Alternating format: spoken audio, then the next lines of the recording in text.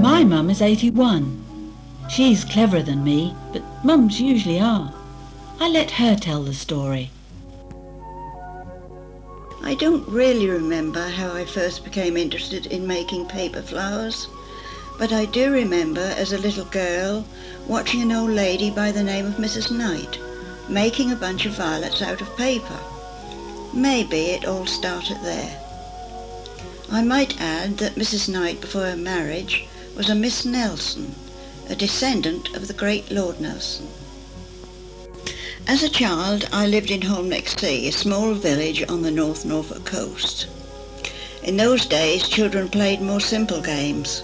We had to find our own amusements. I remember my mother buying me some crepe paper and wire. I also remember her buying me books on the subject. I studied them hard, and eventually with patience the paper flowers began to look something like they were supposed to look. I think the poppy is one of the most effective flowers that I make. I begin by cutting the paper, which is possibly one of the longest jobs.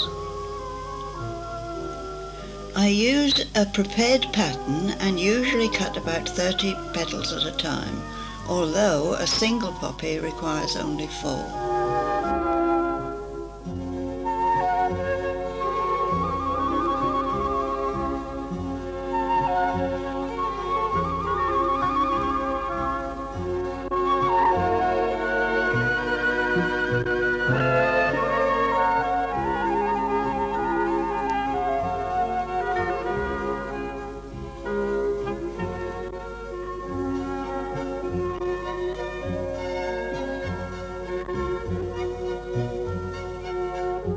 A piece of black paper next, about 15 inches long, which I wind around my 4 fingers.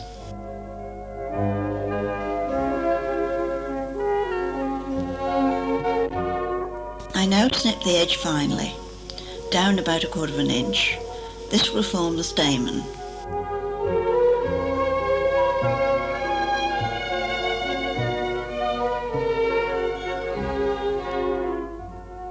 The centre of the flower is fashioned like a ball. I've already crushed and rolled a strip of paper into a ball, and now I stretch a 2.5 inch square of paper over the top, pinching it tightly underneath. Now the putting together, I think, is quite simple. I take the centre ball and shuffle the black fringed paper around it.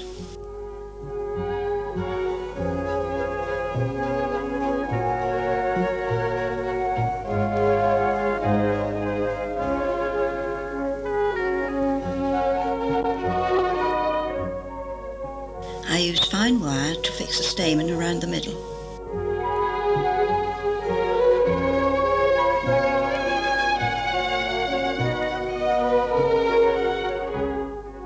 A thicker piece of wire is pushed up into the centre, which will be the base for the stalk.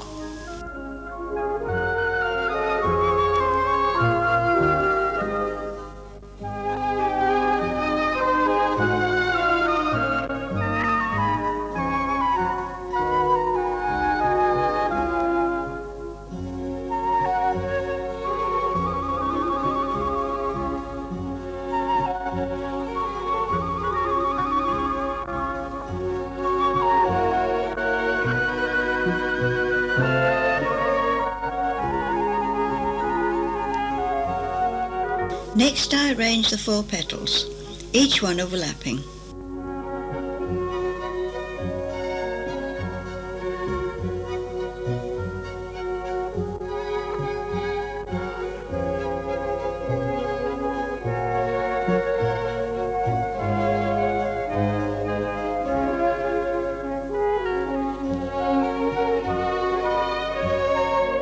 Making paper flowers became quite a hobby while still in my teens, but then, as I grew up, it got put to one side and it was many years before the interest returned. I think I must have been in my 30s when I took a part-time job in a fashion shop in Kings Lynn where I lived. When the manager discovered that I could make paper flowers, he soon put me to work making them for the window displays. Perhaps he thought I was better at that than selling his dresses. At Easter time I made 700 crocuses, which we positioned around the base of the windows. I also made a bridal bouquet and posies for the bridesmaids, which reminds me, not too long ago I was asked to make posies for an actual wedding. I was very relieved that it didn't rain on the big day.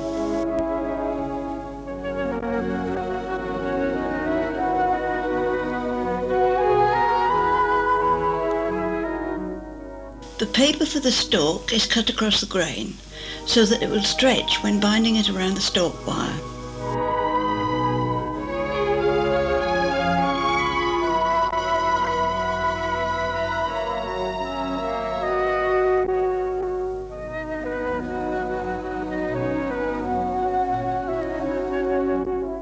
One of the most important things about making the flower is of course the paper.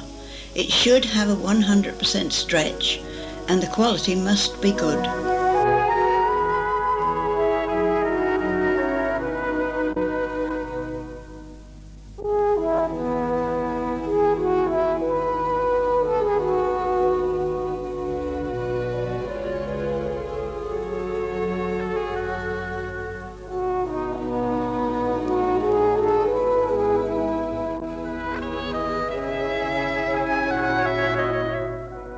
Next I prepare a bud.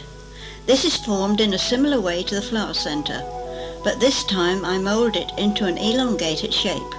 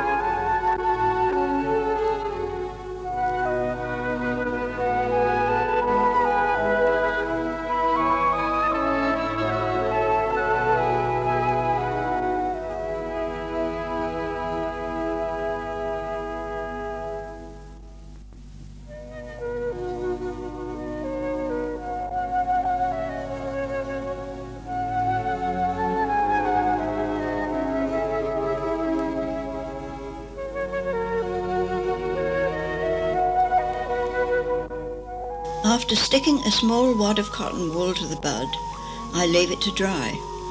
The next day I pull nearly all of the cotton wool off, leaving just a tiny amount to give the bud a fluffy look.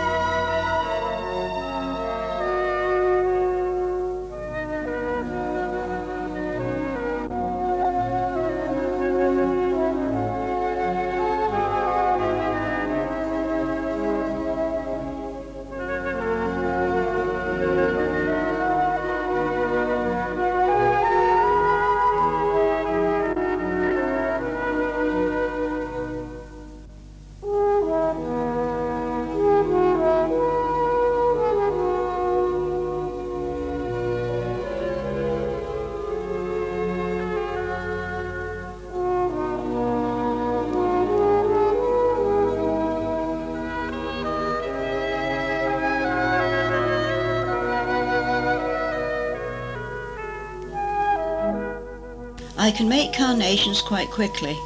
but a poppy or a rose will take me at least half an hour.